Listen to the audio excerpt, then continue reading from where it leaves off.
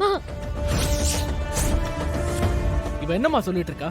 கதை சொல்லிட்டு இருக்காடா. போட்டியில ஜெயிச்சிடுவோங்கிற நம்பிக்கையில உன்கிட்ட சவால் விட்டா.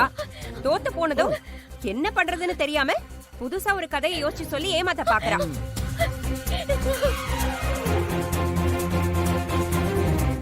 என் புள்ளைய பார்த்தா உனக்கு எப்படி தெரியுது? பைத்தியக்கார மாதிரி தெரியுதா இல்ல முட்டாள் மாதிரி தெரியுதா? இல்ல, நீ சொல்ற கதையெல்லாம் நம்பி ஏமாறுறதுக்கு. எப்படி கதை சொல்ற பாத்தியாடா அருளு? பாக்குறதுக்கு ரொம்ப நல்லவளா தெரியுறா, ஆனா நம்மளையே முட்டாளாக்குறா.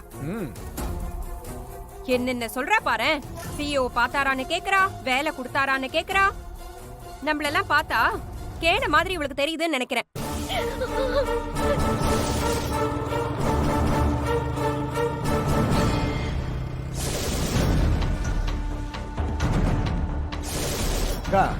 அவதாங்க அப்படி நினைக்கிறா.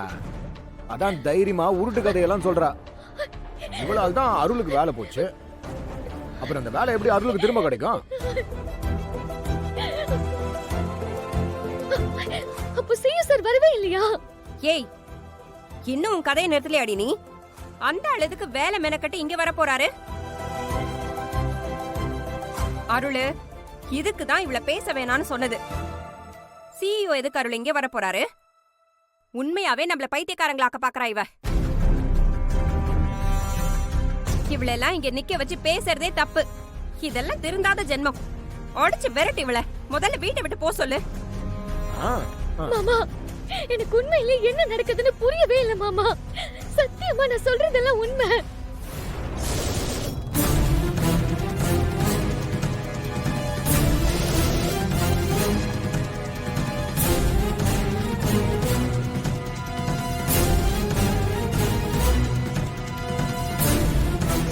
நீங்க எவ்வளவு விளைச்சல் பண்ணிருக்கீங்கன்றத பாக்க சிஇஓ இன்னைக்கு வரேன்னு சொல்லிருந்தாரு. இது சத்தியம் மாமா. ஏண்டி, நீ ஏற்கனவே பண்ண சத்தியத்தை காப்பாத்தாம இப்ப புது சத்தியம் பண்ணி என் பிள்ளைய குழப்பலான்னு பாக்குறியா? சிஇஓ எதுக்கு நீங்க வரணும்? அத சொல்லு முதல்ல. நான் தான் சொன்னல மாமா, நீங்க எவ்வளவு விளைச்சல் பண்ணிருக்கீங்கன்னு பாக்குறதுக்காக. அவர் அதை பார்த்து என்னடி பண்ண போறாரு? நீ சொல்ற பொய்ய கூட ஒழுங்கா சொல்ல மாட்டியா? அதுவும் அருள் வேலை பார்த்த கம்பெனி சிஇஓ இங்க வர்றத அருளுக்கே சொல்லாம உன்கிட்ட சொன்னாரா? எதுக்குமா இவகிட்ட தேவையில்லாத ஆர்குமெண்ட்? அந்த மாதிரி இவ 1000 போய் சொல்லுவா.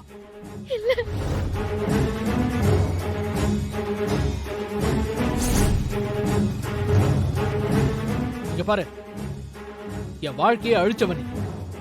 எப்படா என்னை விட்டு போய் தொலைவன் தான் நான் இத்தனை நாளா காத்துக்கிட்டு இருந்தேன். நீ பண்ணி கொடுத்த சத்தியத்தை காப்பாத்தி என்னை விட்டு போயிடு. மாமா, நான் போறேன் மாமா. நான் போக மாட்டேன்னு சொல்லவே இல்ல. ஆனா உங்களுக்கு உங்களோட வேலை கிடைக்கட்டும்னு தான் நான் இதெல்லாம் செஞ்சேன். உண்மையிலேயே அப்போ சிஇஓ வரலையா மாமா? ஏய், அவன் எவ்வளவு தன்மையா உன்கிட்ட சொல்லிட்டு இருக்கான். நீ என்னடான்னா சொன்ன பொய்யையே திரும்ப திரும்ப சொல்லி அவனை கோவப்படுத்திட்டு இருக்க. நீ வாயால சொன்னாலாம் கேட்க மாட்ட. உன்ன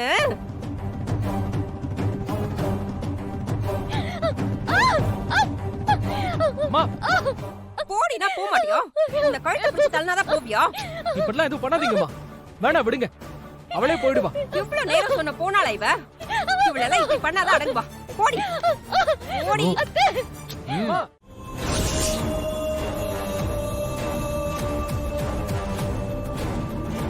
எதுக்கு தேவையில்லாம இப்படி போய் சொல்றீங்க? தயவு செஞ்சு நான் உங்களை கெஞ்சி கேட்டுக்கிறேன், என் விஷயத்துல தலையிடாதீங்க.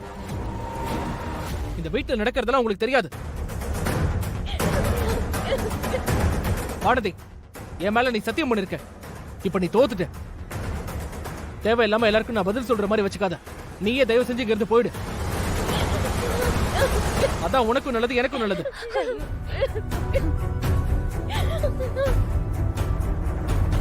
அது எப்படி போவா? இப்பதான் குடும்பத்து ஆளுங்க எல்லாம் வந்துட்டாங்கல்ல, இனி நடிக்க ஆரம்பிச்சிருவா. ஏய், என் புள்ள வாழ்க்கையில இருந்து ஒழுங்கா போயிரு, இல்லன்னா நடக்கிறதே வேறையா இருக்கும்.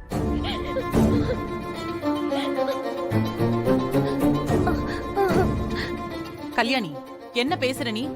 அருள் தான் ஏதோ கோவத்துல பேசுறானா? நீயும் சேர்ந்து பேசிக்கிட்டு இருக்க? என் பிள்ளைக்காக நான் தான் பேசுவேன். இந்த விஷயத்துல நீ விட்டு கொடுக்காதக்கா.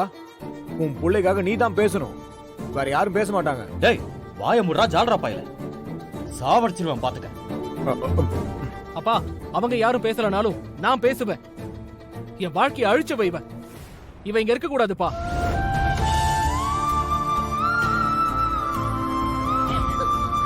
ஐயோ அம்மா, அக்கா. அழாத.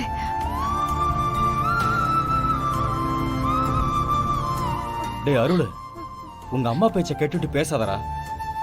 வானதி ரொம்ப நல்ல பொண்ணுடா. உனக்காக இவ என்னெல்லாம் பண்ணிருக்கான்னு தெரிஞ்சா நீ இப்படி எல்லாம் பேச மாட்டடா. ஆமா அருள், இந்த மாதிரி பொண்டாட்டி உனக்கு கிடைக்க நீ கோடி புண்ணியம் பண்ணிருக்கணும்பா. அவ என் பேத்திங்கிறதுக்காக சொல்லல, அவ தங்கமான பொண்ணு. இந்த காலத்துல இப்படி ஒரு பொண்ணு கிடைக்கிறதெல்லாம் கோடி புண்ணியம் பண்ணிருக்கணும். பாட்டி சொல்றது கேளுடா, அவளை வேண்டான்னு சொல்லிடாத.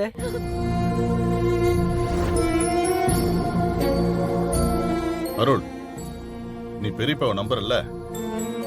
வானதி பொய் சொல்ல மாட்டான், அது எனக்கு நல்லா தெரியும். அப்படி அவ சொன்னா அதுல ஒரு காரணம் இல்லாம இருக்காது. வெளிநாட்டுல படிச்ச உடனே அவ எதுக்கு காரணம் இல்லாம உன்னை விவசாயம் பண்ண வைக்க போறா? அதை நீ யோசிச்சியா? அவ உன் நல்லதுக்காக தான் பண்ணா. அதுல என்ன சிக்கலாச்சுன்னு எனக்கு தெரியல. அவ நிச்சயமா உன் நல்லதுக்காக தான் பண்ணான்னு நான் நம்புறேன். நீ என்ன நம்புறதா இருந்தா வானதியும் நம்பு.